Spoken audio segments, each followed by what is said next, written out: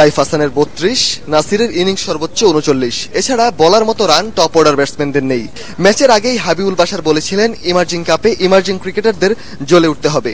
সেই জ্বলে না ওঠাই দিন শেষে কাল হয়ে দাঁড়ালো।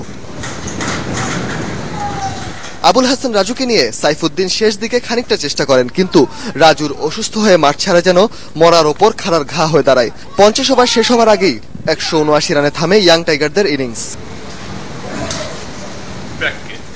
গল্পটা এখানেই শেষ হবার কথা ছিল, কিন্তু সাইফুদ্দিন ও নাইম শুরুতে দুই লঙ্কান ব্যাটসম্যানকে ফিরিয়ে দিয়ে নতুন স্বপ্ন দেখান, কিন্তু সেখান থেকে আর নতুন কোনো গল্প জন্ম নেয়নি।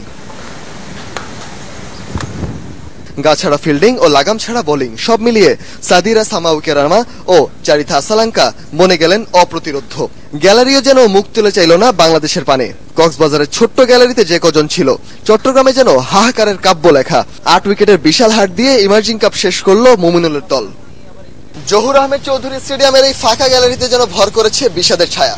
লোয়ার অর্ডার ব্যাটসম্যানদের সংগ্রামে 179 রানের স্কোরের পরেও বোলারদের গা ছাড়া মনোভাবে লঙ্কান অর্ধ 23 প্লেয়াররা যেন হয়ে উঠলেন সাঙ্গাকারা জয়বর্ধনে। আর ইমার্জিং কাপ থেকে বিদায় নিল বাংলাদেশ। চট্টগ্রামের জহুর আহমেদ চৌধুরী স্টেডিয়াম থেকে Raihan Masud, news 24। Gazi group news 24 স্পোর্টসে নিচ্ছি ছোট্ট একটি বিরতি, সঙ্গেই থাকুন।